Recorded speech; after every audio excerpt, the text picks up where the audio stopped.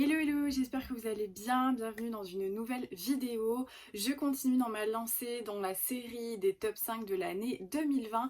Et si depuis le début je vous parle des romans qui m'ont marqué, que j'ai adoré et qui me laissent un souvenir impérissable, eh bien il y en a certains qui me laissent également des souvenirs impérissables, mais plus dans le mauvais sens du terme.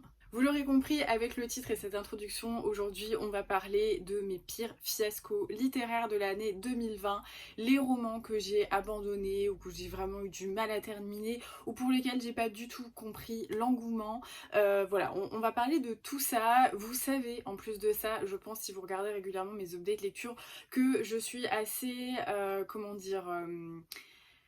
je suis assez réservée dans mes critiques, dans le sens où s'il y a des choses qui vont pas, je vais quand même toujours essayer de souligner les choses qui vont. Je suis jamais non plus totalement radicale dans mes avis. J'essaye de les construire, j'essaye de dégager ce qui va, ce qui va pas, ce qui m'a plu, ce qui m'a pas plu, et le tout voilà avec un regard critique sans forcément rentrer dans le j'ai tout aimé, j'ai pas du tout aimé la totalité du roman. J'essaye en tout cas voilà d'essayer d'être assez souple dans mes avis et de toujours ouvrir les yeux sur des romans qui, même s'ils ne me laissent pas voilà un sentiment de bonne lecture, j'essaye quand même de chercher ce qui va ou ce qui va pas. Ces romans, c'est vraiment des romans, soit je les ai abandonnés parce que je trouvais ça catastrophique, soit c'est des choses qui m'ont agacée au plus haut point, soit c'est des romans pour lesquels je suis passée à côté alors qu'il y avait quand même un gros engouement autour de ces derniers. Donc voilà, pour la plupart, enfin non, pas pour la plupart, mais il y en a beaucoup que je vous mettrai en photo par ici parce que je les ai vendus, voilà, je les ai pas gardés. Donc voilà, on commence tout de suite. Le premier roman qui a été franchement un gros fiasco, c'est un roman des éditions Charleston que j'ai vendu qui s'appelle Fille de Bohème de Vania Pratt, et pour le coup ça a été une lecture extrêmement agaçante alors que il me tentait plutôt pas mal. Donc Fille de Bohème, ça parlait de quoi? Ça parlait d'une femme, d'une jeune femme qui allait très très bien, qui avait un super boulot, un super fiancé et qui un jour va à l'enterrement de vie de jeune fille de sa meilleure amie. Au cours duquel il va y avoir l'intervention d'une hypnotiseuse et elle est là, non moi j'y crois pas, je crois pas du tout à ça, je suis très rationnelle, j'ai un esprit vraiment très comment dire cartésien, je ne crois pas à tout ça, et finalement elle se fait hypnotiser et après ça eh bien elle va faire des rêves qui sont de plus en plus réels et eh bien on va suivre en parallèle pendant la cour des miracles à Paris le destin d'une jeune femme qui était une voleuse et qui devait en fait épouser le chef de la tribu qui était son amour de jeunesse depuis toujours. Ils sont toujours vus mariés, sauf que si elle se marie avec lui, eh bien elle doit rester toute sa vie enfermée en fait dans la cour des miracles, ce camp un petit peu d'artistes de bohémiens parce que c'est le destin de la femme en fait du chef de tribu, on va dire. Elle doit rester très sédentaire, enfermée donc dans cette cour et ne plus partir. Et donc eh bien la jeune femme dans l'époque contemporaine va vivre au travers de ses rêves toute cette partie là. Et alors là, on rentre dans tous les clichés, moi, qui m'agacent. Alors, il faut savoir que je suis une bonne spectatrice, une bonne lectrice de comédie romantique. Les clichés, bah, s'ils sont bien amenés, moi, je les accepte, je les accueille à bras ouverts, il n'y a pas de souci. Tant que ça fait rêver, tant que c'est rigolo, que c'est frais, il n'y a pas de problème. Mais il y a des fois où je trouve qu'il faut quand même pas non plus abuser et pousser mémé dans les orties. Et là, on avait vraiment le total, le package maximal des clichés qui sont mal amenés et qui sont au bout d'un moment très très chiants.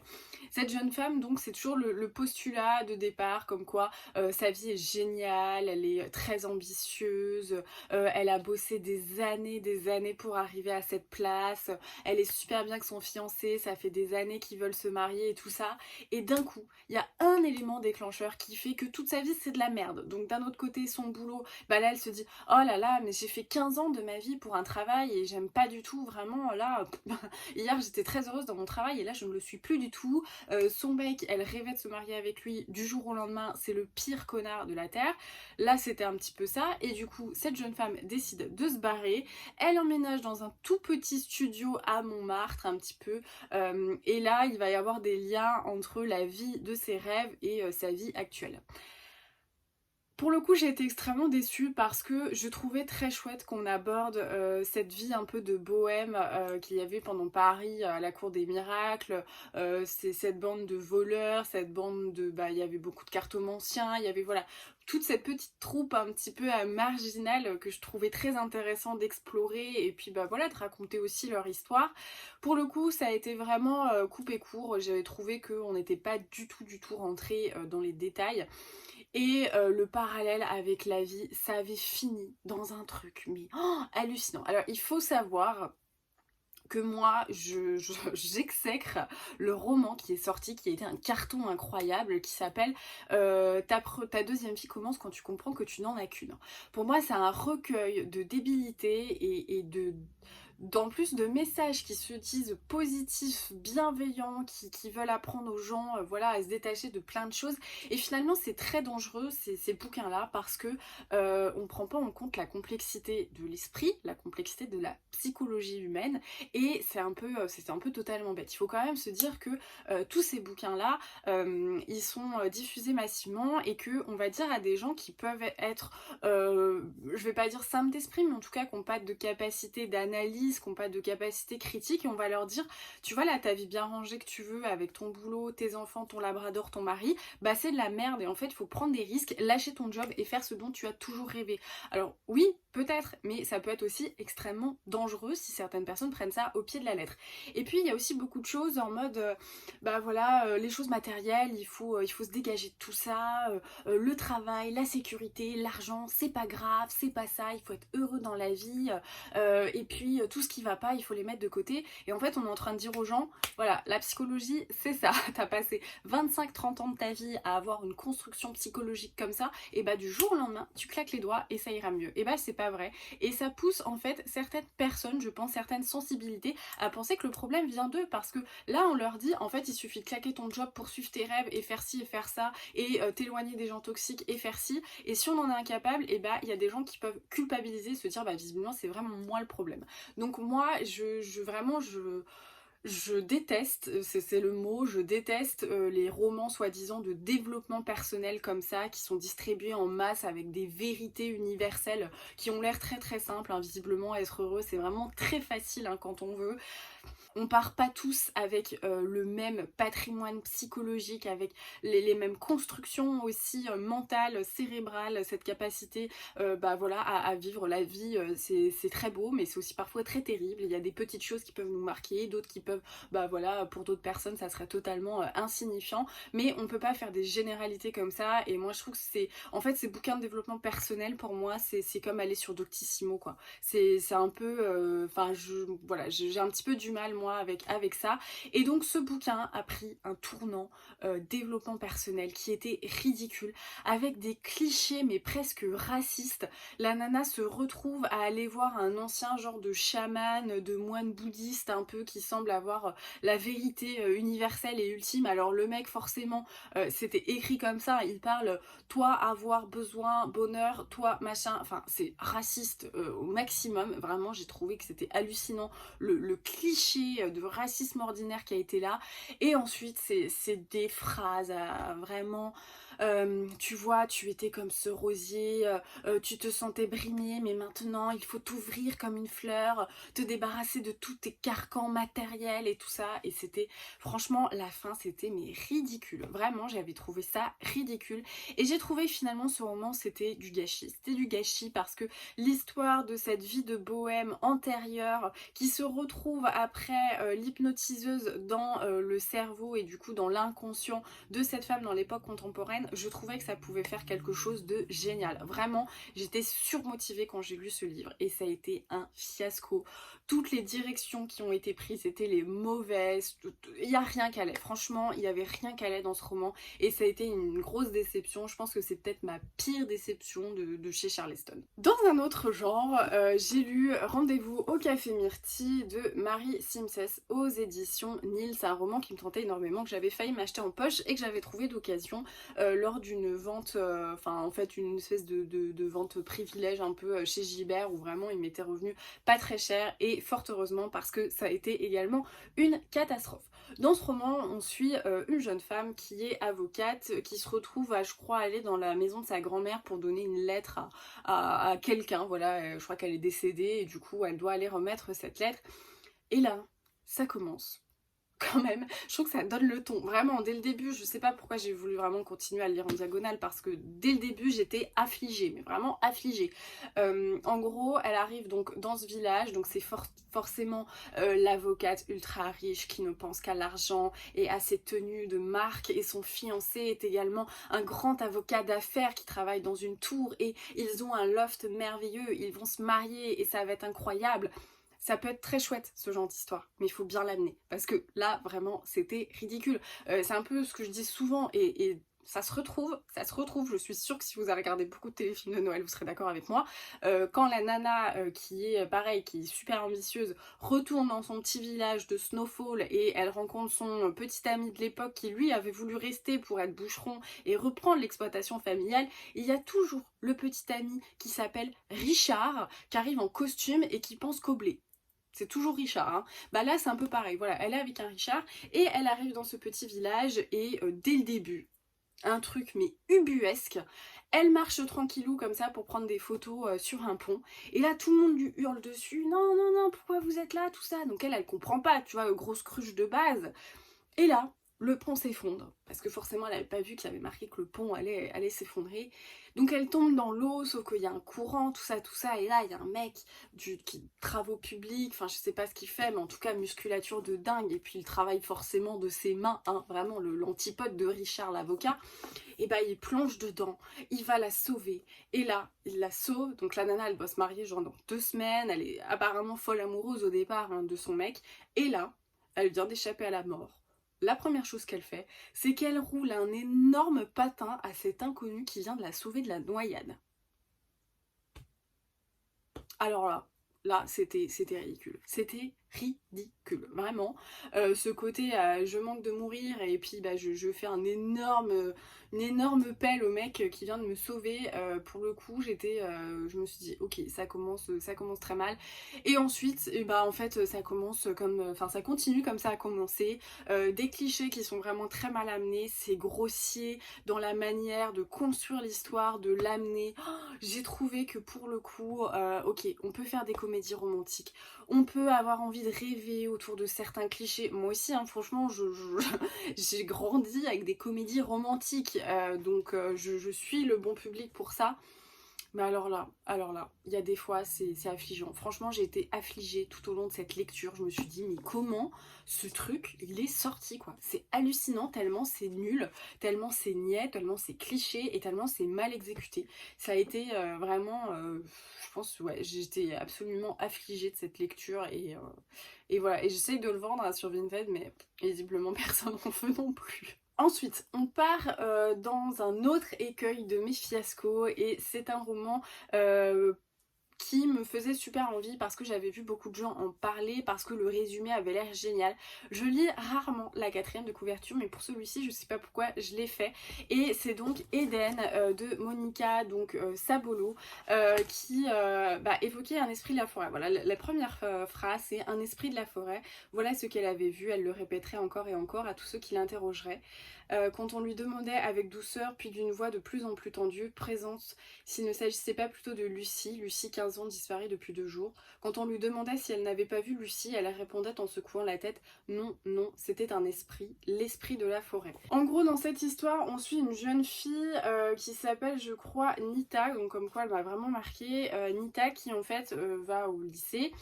Et on est dans une ville où il y a une forêt qui a l'air d'avoir une place extrêmement importante.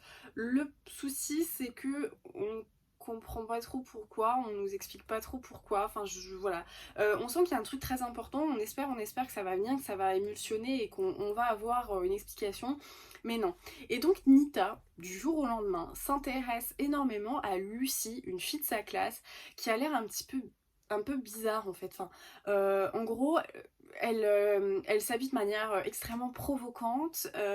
Elle semble vraiment rechercher la séduction, mais très extravagante auprès des hommes. Et en même temps, elle les repousse, enfin elle est toujours un peu choquée quand on s'approche d'elle, quand on essaye voilà, de la séduire. Et en même temps, des fois elle se laisse faire, elle se laisse tripoter. Et donc Lucie, un jour, elle va disparaître dans la forêt. Enfin bon, il y a un truc un petit peu glauque comme ça. Elle va revenir et elle parlera plus qu'avec des phrases un peu mystiques, sans sens. Et à côté de ça, de plus en plus, des hommes se font un peu déchiqueter, quoi, se font agresser d'une manière assez agressive, assez sale, et ils ont l'air de dire que c'est un monstre, ils n'arrivent pas à identifier, ça n'a pas l'air d'être un homme, mais ça n'a pas l'air d'être un animal, enfin ils comprennent pas trop ce qui se passe, et donc on va plonger dans cette espèce de petite ville super glauque, super malsaine, où il y a quand même un patriarcat extrêmement marqué, extrêmement malsain, où j'ai l'impression que le truc commun, c'est que les femmes, elles se fassent toujours harceler sexuellement, moralement. Et en fait, Nita, elle va rejoindre une équipe qui, en gros, répare les crimes du patriarcat qui sont commis toujours en toute impunité. Pour le coup, ça part pas si mal parce que je trouvais que l'histoire était chouette. J'étais vraiment comment dire, très curieuse de cette forêt, très curieuse de l'alliance qu'on pourrait faire avec l'esprit de la forêt et la disparition de Lucie et tout ça. Et finalement, j'ai trouvé que c'était trop brouillon ou alors beaucoup trop de métaphores pour que je comprenne, et pour le coup j'essaye toujours de lire entre les lignes. J'aime bien les romans où on se triture l'esprit pour comprendre la signification ultime et tout ça. Autant là, je voyais pas trop où on voulait en venir et c'était lourd en fait, c'était extrêmement lourd. Moi j'étais perdue en fait dans cette lecture. Il y a plein de choses qui n'étaient pas expliquées. Ce qui se passe avec Lucie, c'était pas expliqué. Le fait que Nita du jour au lendemain elle se passionne pour Lucie, j'ai pas compris. Elles se sont jamais parlé, elles ont jamais été copines, mais du jour au lendemain, à la limite elle veut donner sa vie pour savoir ce qui est arrivé à Lucie. On nous explique pas trop ce qui se passe dans cette forêt. Enfin, j'ai trouvé que tout était un petit peu trop brouillon, trop fouillis, il y a peut-être eu trop de choses, il y a peut-être eu trop de métaphores, l'alliance patriarcat, sororité, vengeance des femmes, esprit de la forêt, mysticisme et tout ça, et j'ai trouvé que c'était beaucoup trop. Et vraiment, il y a plein de gens qui ont dit j'ai été marquée par ce roman, j'ai trouvé que c'était vraiment génial, très puissant, très fort. Bah vraiment là, moi pour le coup, je l'ai pas compris ce roman, donc peut-être qu'il mérite une deuxième lecture, peut-être, mais il m'a laissé un sentiment de confusion et d'incompréhension totale, quoi. Donc ouais, ça c'était ouais, une petite déception parce que pour le coup il y avait quand même des choses qui avaient l'air vachement chouettes à développer et je suis passée totalement à côté. Une autre déception de chez Charleston, c'est Bienvenue à High Rising de Angela Thorkel, qui du coup a été publié chez Charleston. Je sais pas trop quelles a été les autres œuvres de cet auteur, mais alors ce livre honnêtement je ne l'ai pas compris. Il est très très court et pourtant je l'ai abandonné, il fait 247 pages et j'ai pas compris ce roman. Moi j'adore l'humour anglais, j'adore lire des livres des années 30, j'aime ces romans qui sont très lents, j'aime les romans avec des constructions parfois un petit peu atypiques où on voit pas trop où on va, mais voilà. J'avais bien aimé par exemple la Maison dans les arbres aux éditions Gallmeister qui était très long, qui parlait d'un auteur comment dire, d'histoire d'enfants un peu Roald Dahl, qui était décédé, et en fait on repartait un peu sur sa vie et sur la vie de son entourage, mais dans un ordre qui n'était pas du tout établi, ça partait un peu dans tous les sens, il n'y avait pas une construction propre, il n'y avait pas une intrigue de base.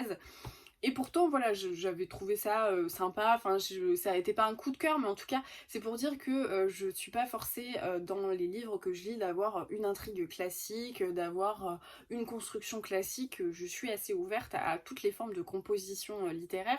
Mais alors celui-là, je ne l'ai pas compris. J'ai abandonné au bout de 100 pages parce que je le disais à ma copine Leslie, je lui disais régulièrement, j'ai lu 100 pages, je sais pas quelle est l'intrigue, je sais pas quel est le but, l'objet, le cœur, l'essence de ce roman, je ne sais pas. Je sais pas. En fait, ça partait bien en plus parce qu'on suivait Laura qui était auteure, qui écrivait des romans un peu autour de la mode, enfin des romans un peu de femmes qu'elle disait elle-même être un peu des romans de gare de basse qualité. Elle vivait dans une grande maison avec son fils avec lequel elle entretenait une relation vraiment bizarre. Enfin, j'ai l'impression qu'elle avait aucun sentiment pour son fils, c'est un peu dérangeant. Puis en même temps, des fois, elle avait des élans de maternité, mais qui, moi, me paraissaient totalement superficiels parce que on comprenait bien que son fils, elle en avait un peu rien à faire. Il y a sa domestique qui est cuisinière, qui a l'air d'avoir voilà, la langue bien pendue et qui parle son temps à faire des ragots et tout ça. Et il y a son éditeur qui est très mignon, beaucoup plus jeune et qui semble s'intéresser à elle. Et à côté de ça, il y a la fille du médecin qui est un ami de Laura, qui est intéressée par cet écrivain, mais en même temps, il y a une nouvelle secrétaire assistante qui vient aider son père, et cette secrétaire assistante, eh bien, elle a l'air de vouloir séduire son père, et du coup, je sais pas en fait ce qui l'a dérangé là-dedans, honnêtement, je peux pas vous dire. Je sais pas trop quel a été le but de ce roman. Visiblement, ça aurait été à Laura d'essayer de caser cette jeune femme avec son éditeur. Visiblement, je sais toujours pas. Honnêtement, je ne sais toujours pas de quoi ça parle. Moi, j'adore l'humour anglais, j'aime bien l'absurde dans la littérature, dans le cinéma, tout ça, ça me dérange pas. Mais alors là, franchement, j'ai du mal à vous dire de quoi ça parlait, quel était le but, quelle était l'intrigue, s'il y en avait une. Vraiment, je reste un peu pantoise parce que je sais pas, je suis passée totalement à côté de ce roman, je peux pas vous dire vraiment quelle était son essence, si voilà, Vraiment, si quelqu'un l'a compris, dites-le moi, mais pour quelqu'un qui adore l'absurde, l'humour anglais et les constructions un peu aléatoires et qui sortent de l'ordinaire, là pour le coup, j'ai toujours pas compris. Donc voilà la petite déception. Et enfin, je vais vous parler de La Parade des enfants perdus de Pam Géneuf qui avait été publiée, je crois, aux éditions Calman Levy ou Albin Michel ou je sais plus qui, au Casterman, je sais plus. Ce roman, je l'avais lu, c'était une épreuve non corrigée que mon ami libraire m'avait fait parvenir. J'ai pas trop compris ce roman, franchement. C'est un roman qui traite de la Seconde Guerre mondiale dans lequel on suit une femme qui en fait faisait partie d'une troupe, donc sa famille avait un cirque, sa famille juive, et elle va épouser un Allemand qui en fait petit à petit va se rapprocher du régime du Reich et donc du régime nazi, et au bout d'un moment, quand les lois allemandes changent, eh bien elles deviennent beaucoup plus restrictives pour les juifs. Il demande le divorce, elle doit partir et donc elle retourne en Pologne pour essayer de réintégrer du coup sa famille avec le cirque de sa famille, sauf qu'en fait sa famille a été déportée et donc elle va dans le cirque d'en face qui était un peu les concurrents, qui acceptent encore de prendre des juifs, et elle va du coup retourner à ses premiers émois et redevenir acrobate. Et je crois qu'elle était trapéziste en fait dans le cirque. Et donc à côté de ça, on suit une jeune femme qui en fait avait été mise enceinte par un officier allemand, qui a été virée de chez elle par sa famille, qui a accouché du coup dans un espèce de centre un peu glauque où en fait les infirmiers triaient les enfants qui pouvaient se faire passer par des Aryens pour les faire adopter par des familles allemandes. Et elle est un peu en baby blue quoi, elle a accouché, elle a laissé son gamin, elle est pas bien, et en fait elle va à la gare et elle tombe sur un wagon rempli de bébés juifs, donc la moitié déjà décédés, et en fait il y en a encore un qui vit, elle le récupère, elle s'enfuit et elle va donc être un jour retrouvée dans la forêt à moitié mourante avec son bébé par des membres du cirque, et donc elle va intégrer ce cirque avec tout le monde.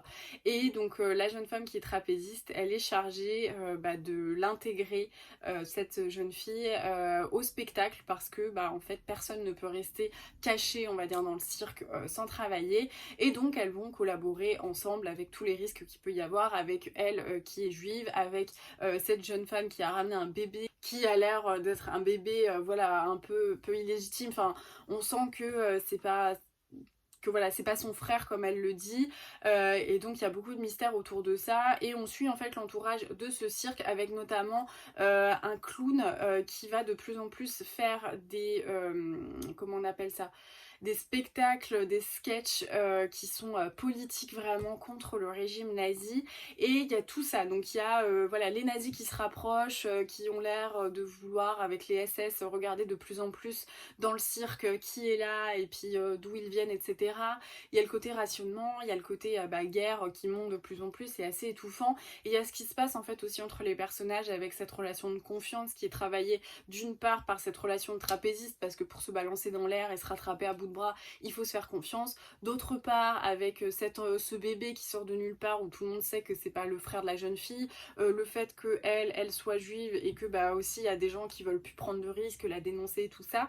Et il y a cet homme du coup avec qui elle va entretenir une relation qui est du coup de plus en plus visée par les menaces des SS pour qu'ils cessent ces spectacles du coup qui contestent le régime. Et donc il y a tout ça. Et pour le coup, je pense que là, quand je vais vous parler de ça, vous vous dites, ça a l'air plutôt chouette. Bah ouais, moi je trouvais que ça avait l'air effectivement plutôt chouette. J'étais contente pour le coup qu'on parle de la Seconde Guerre mondiale autour du cirque. C'était assez chouette, ça changeait parce que je trouve que on a eu la totale, hein, le libraire d'Auschwitz, le bibliothécaire d'Auschwitz, le musicien, le violoniste, le truc. Enfin bon, on a eu quand même pas mal d'histoires autour de la Seconde Guerre mondiale. Quand je dis ça avec cette voix, c'est juste que je trouve qu'on se renouvelle pas, parce que moi, voilà, c'est une histoire qui me touche intimement de par l'histoire de ma famille et tout ça, donc je suis très attachée, et je suis contente qu'on continue de parler de la Seconde Guerre mondiale, et il faudra toujours qu'il y ait des livres qui sortent, parce que faut jamais que ça s'oublie en fait, et quand on voit l'actualité, quand on voit certaines choses, moi je suis pas du tout les Miss France, hein, notamment, j'ai jamais regardé, et je mets un point d'honneur à jamais regarder ça dans ma vie, mais j'ai vu ce qui s'était passé avec Miss Provence-Alpes, je crois, qui était juive, et tout le monde a appelé au boycott, et elle a passé sa soirée à se faire lyncher sur Twitter en disant que des juifs n'avaient pas à se montrer à la télé. Super, on est où? Enfin bon, bref, je ferme la parenthèse, mais en tout cas, voilà, il faut continuer de poursuivre ce travail de mémoire et ce travail de plus jamais ça, qui visiblement a besoin de remettre une bonne couche, hein, en ce moment. Donc j'étais contente, voilà, qu'on passe à travers le cirque, à travers ce monde-là. Moi j'ai jamais lu en plus beaucoup de choses qui se passent dans des cirques, je pense que c'est intéressant aussi, effectivement. J'aimais beaucoup ce personnage du clown, hein, que j'ai trouvé vraiment peut-être le plus complexe de tout le monde, mais c'était assez bof, en fait c'était bof. C'est un livre qui était très court en plus de ça, il devait faire 250 pages, même pas 300 pages, vraiment très très court, et pour le coup 250 pages où il faut poser l'intrigue, poser le contexte historique, poser la complexité de l'univers du cirque, les intrigues entre les personnages, parce que dans l'espace de quelques pages, il s'est passé un nombre de choses, de situations qui sont nouées, qui sont dénouées, avec des difficultés, voilà, tout ça, en fait c'est trop court, et du coup on part totalement en surface.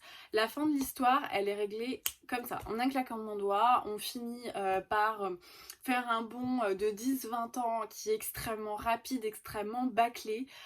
Je trouve que je suis passée vraiment à côté de ce roman qu'on a vu partout, en fait, en disant que Pam Jenoff, c'était, je crois, une super historienne de Harvard, ou je sais plus avec quel musée de New York elle a travaillé. Enfin, en tout cas, ça avait l'air d'être une personne assez érudite, mais j'ai trouvé que ce roman, et le fait qu'il soit extrêmement court, en fait, c'est comme un roman fantastique, fantasy, qui met en place un univers. Il peut pas faire 250 pages, c'est impossible, en fait. Au bout d'un moment, quand on prend la matière qui doit être construite et le nombre de pages, c'est pas possible de 150 en fait. Donc j'ai trouvé qu'on était passé à côté de beaucoup de choses, et c'était vraiment du gâchis, parce que tout était là pour en faire quelque chose de bien, et moi j'étais vraiment déçue par ce roman. Je l'ai fermé en me disant ok, c'est une histoire qui me laissera mais jamais rien, aucune trace, alors que j'ai lu des romans sur la Seconde Guerre mondiale. Je les ai lus, je sais pas, quand j'étais au collège, je m'en souviens encore et je suis vraiment marquée par ça. Donc vraiment, j'ai trouvé que c'était une grosse déception parce qu'il y avait tout ce qu'il y avait pour en faire un bon roman bien travaillé et ça a été bâclé. Donc vraiment une grosse déception. Voilà, c'est tout pour cette vidéo, fiasco. J'espère que ça vous plaira. Moi je me suis dit que c'était plutôt chouette d'en parler, pas forcément pour descendre les romans, mais pour aussi donner des avis un petit peu plus construits et puis pour montrer aussi que tout n'est pas toujours cool, tout n'est pas toujours bon et qu'il faut aussi se ménager un esprit critique, toujours. C'est pas parce qu'un roman a été publié dans une maison d'édition qu'il est, qu'il est très bon de départ, voilà. C'est pas parce qu'un livre n'a pas été publié dans une maison d'édition qu'il est mauvais, à contrario, mais voilà. Il faut toujours garder un œil critique, même si c'est je veux dire, un succès international, même si c'est un grand auteur, une grande autrice qui a écrit ça, toujours se ménager un esprit critique, ouvrir les yeux, construire son avis, ses goûts aussi en matière de lecture et remettre un peu en question aussi ce qu'on peut lire des fois, ça fait du bien. Donc j'espère que ça vous aura plu, n'hésitez pas à me dire si vous avez lu des livres et que voilà, quel a été votre pire fiasco 2020 et si parmi ma liste certains vous ont quand même plu, ça pourrait être intéressant d'en discuter.